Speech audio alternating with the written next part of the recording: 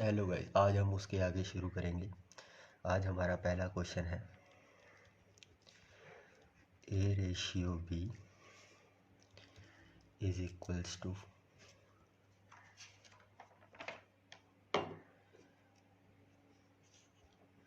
3/4, b/c is equals to 5/7, c/d is equals to 8/9। हमें इसमें a/b/c/d निकालना है। वैसे ही होगा जैसे हमने पिछली वीडियो में आपको बताया है, वैसे a/b/c/d। अब a/b वाली चीज़ यहाँ पर रख लेंगे 3/4, और फिर यहाँ b/c वाली इसके नीचे रखेंगे 5/7। उसके बाद c/d वाली हम यहाँ रख लेंगे 8/9। अब ऐसे ही जो हमने पिछली वीडियो में बताया था 7 के यहाँ जो अक्षर होगा वही आगे एक बार लिखेंगे, और यहाँ होगा वही यहाँ इस बार लिख लेंगे।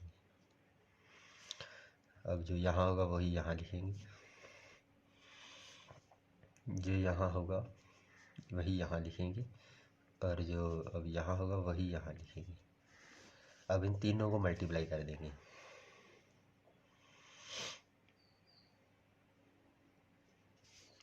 ये आ जाएगा 120, है 160,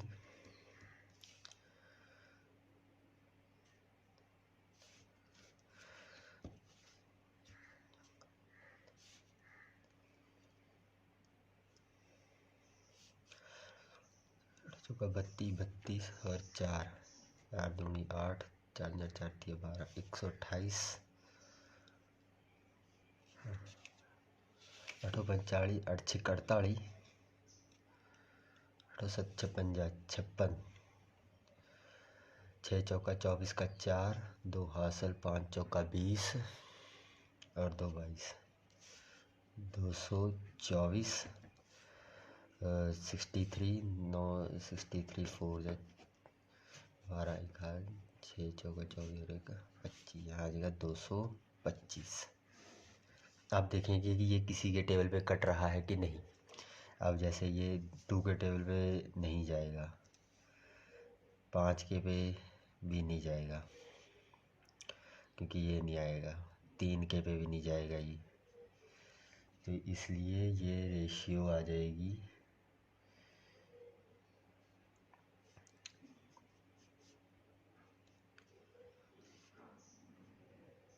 ये ऐसे ही आ जाएगी। ये रेशियो 120, 160, 224 एंड 225, ये हमारा आंसर हो जाएगा।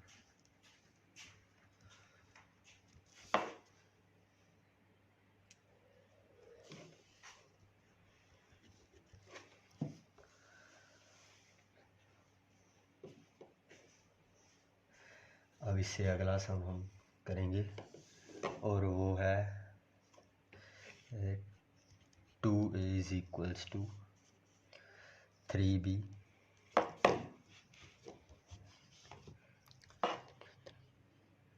और 3b is equals to 4c।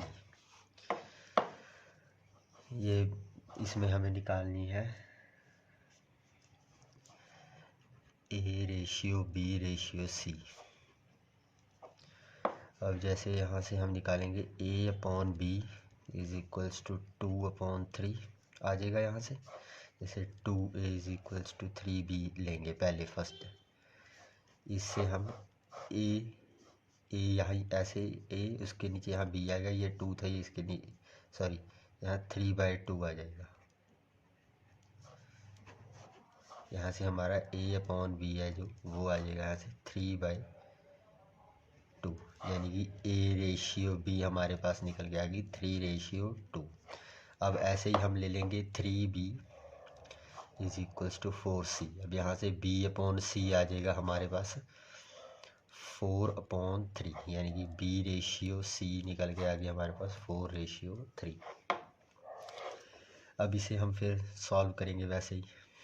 A/B/C, यहाँ चला जाएगी 3/2 और B/4/3, और फिर यहाँ से ये 2 आ जाएगा, यहाँ से 4 आ जाएगा, यहाँ से 12 आ गया, 8 6। अब ये 2 के टेबल पे इजली जा रहा है, ये यहाँ से आ जाएगा 6 और ये 4 और ये 3, अब नहीं जाएगा, तो ये इसका आंसर हो जाएगा।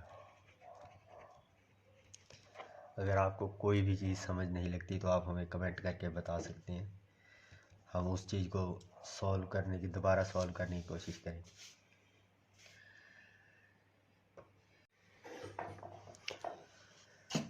अब हम थर्ड क्वेश्चन देखेंगे। इसमें लिखा हुआ है if 182 is divided in the ratio of 3/5/4/1 in 4 parts, then minimum part is, सबसे छोटा हिस्सा किसका होगा। अगर हमको 182 रुपीज़ चार आदमियों में इस रेशियो में बांटने हैं तो सबसे कम पैसे किसे मिलेंगे। इसका बड़ा सिंपल सा लॉजिक है। इसको हम पहले मैं आपको पहले इसकी बेसिक बता देता हूँ। इसमें क्या होता है कि ये होते हैं, ये रेशियोज़ दी हुई हैं, इनको पहले हम सम कर लेते हैं इन सभी का। जैसे कि 3 + 5 + 4 + 1 सम कर लिया इनका। अब सम करके यहाँ आंसर आ जाएगा हमारा, यहाँ 13 आ गया, 13, यानी कि एक उसकी यूनिट की वैल्यू 13 आ गई, ये कुल 13 आ गया। अब हम ये हमें नंबर दिया होता है इसे 182, इसको हम 182 को 13 से डिवाइड कर देते हैं।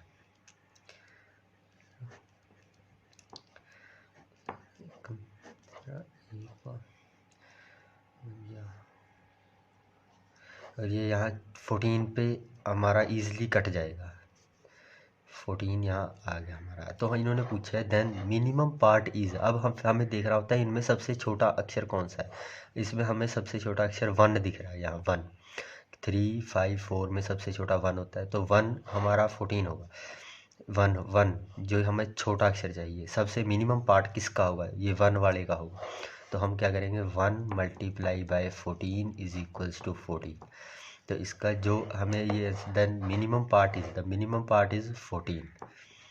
This is our answer.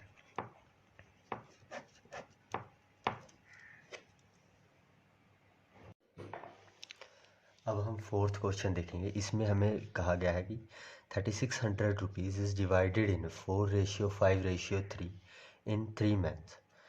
So which one has minimum amount of rupees. सबसे कम किसे मिलेगा। ये जैसे हमने पिछला सम किया है वैसे ही करेंगे। अब इन तीनों का सम करेंगे हम पहले, 4 + 5 + 3, ये और ये होता है 12। अब हम इस अमाउंट को 12 से डिवाइड कर देंगे। 3600 अपॉन 12 के टेबल पे 3 पे 300 आ जाएगा, यानी कि 1 हमारी आ गई 300 के अकॉर्डिंग। अब हमें देखना है इनमें से सबसे छोटा अक्षर कौन सा है। 4 भी बड़ा होता है, 5, 3 इनमें से सबसे छोटा अक्षर है। तो हम क्या करेंगे, यहाँ जो 300 है हमारा, इसे 300 को हम 3 से मल्टीप्लाई कर देंगे और ये यहाँ आ जाएगा हमारा 900, और जो ये हमारा 900 आंसर होगा।